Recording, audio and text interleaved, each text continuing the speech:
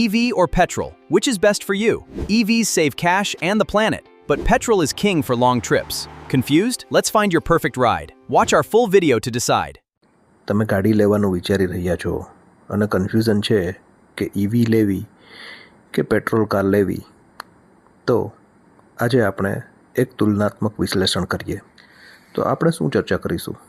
પહેલાં તો એક પેન અને પેપર લઈ લો અને તમારી જરૂરિયાત શું છે તે પ્રમાણે લખતા જાઓ અને ટપકાવતા જાઓ, જેથી કરી અને વિડીયો પૂરી થતાની સાથે જ તમને એ વાતની ક્લેરિટી આવી જાય કે તમારા માટે કઈ ગાડી સારી છે, ઈવી સારી છે કે કન્વેન્શનલ ફ્યુલની પેટ્રોલ ગાડી સારી છે.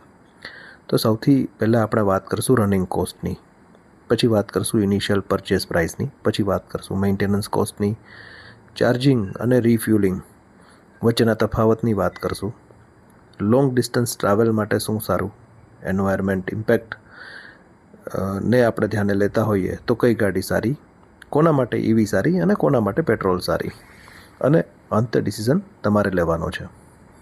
તો પહેલાં વાત કરીએ રનિંગ કોસ્ટની.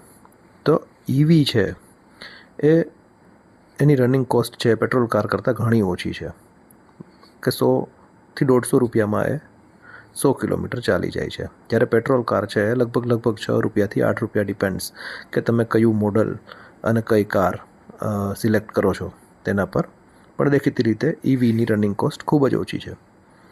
પછી વાત કરીએ ઇનિશિયલ પરચેસ પ્રાઇસની. તો સામાન્ય રીતે પેટ્રોલ કાર સસ્તી પડે છે અને ઈવી છે એ ખરીદતી વખતે મોંઘી પડે છે, અને થોડી નહીં પણ લગભગ થોડી વધારે મોંઘી પડે છે.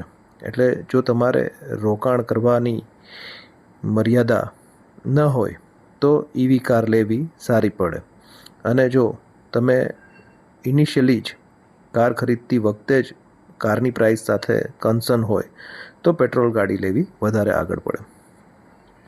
પછી વાત આવે છે મેન્ટેનન્સ કોસ્ટની. આપણે જાણીએ છીએ એ પ્રમાણે ઈવીમાં એન્જિન નથી, ક્લચ નથી, ગિયરબોક્સ નથી, કંઈ નથી, એટલે એની સર્વિસ અને મેન્ટેનન્સનો ખર્ચ દેખીતી રીતે ઓછો થવાનો.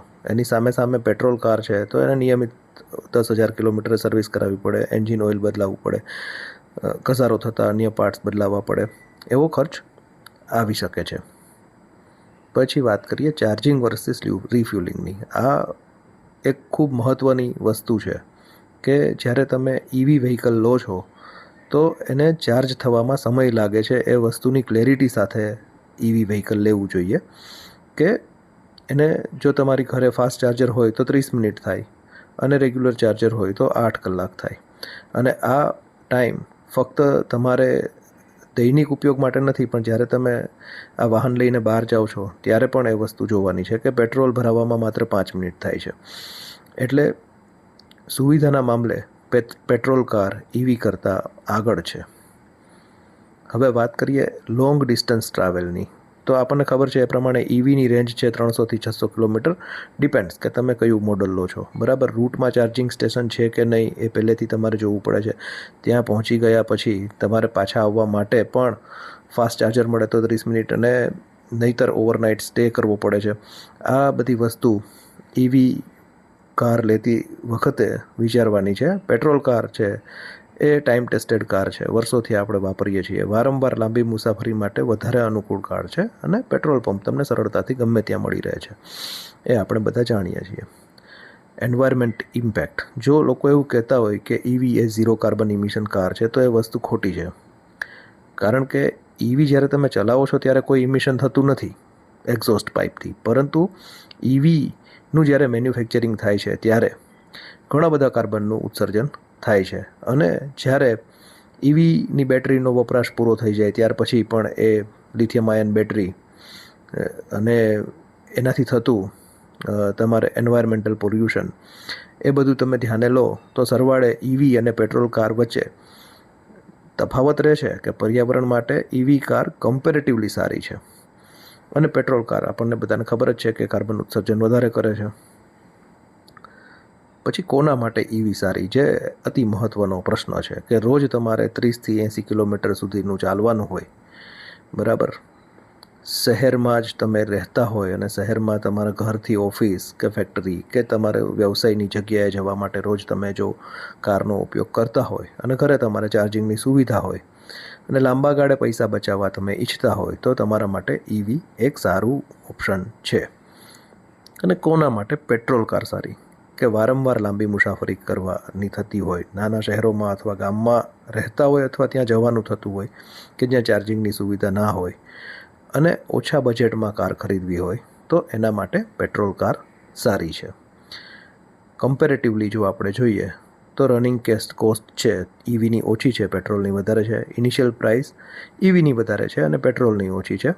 હવે તમે જે ઇનિશિયલ પ્રાઇસમાં પેટ્રોલ કાર લો છો અને EV કાર કરતાં એમાં જે ડિફરન્સ છે એમાં તમારે માનો કે વિચારો કે તમે 10 લાખની પેટ્રોલ ગાડી લો છો અને એની સામે 17 લાખની ઇલેક્ટ્રોનિક વ્હીકલ લો છો તો તમારે એ 7 લાખમાં કેટલા વર્ષનું પેટ્રોલ આવશે એ પણ વિચારવું અત્રે જરૂરી છે.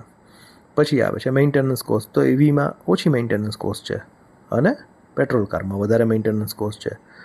રિફ્યુલિંગ વર્સિસ ચાર્જિંગ એ ખાલી સમયના કન્સર્ન માટેની વાત છે કે પેટ્રોલ 5 મિનિટમાં ભરાવી શકાય છે અને EV કારને ચાર્જ થવામાં વધારે સમય લાગે છે. જો તમારે લોંગ ડિસ્ટન્સ ટ્રાવેલ્સની વાત કરો તો EV કાર જો તમારી પાસે હોય તો તમારે ઘણું બધું પ્લાનિંગ કરી અને પછી તમારી જર્ની શરૂ કરવી પડે અને પેટ્રોલ કાર માટે તમારે કંઈ વિચારવાનું નથી. You can go any time. અને એન્વાયરમેન્ટ માટે EV કાર છે કમ્પેરેટિવલી સારી છે પેટ્રોલ કાર કરતાં. તો હવે EV અને પેટ્રોલ કાર બંનેના પોતપોતાના ફાયદા અને પોતપોતાની મર્યાદાઓ છે. તો તમારા ઉપયોગ પ્રમાણે પસંદગી કરો, ટ્રેન્ડ પ્રમાણે નહીં.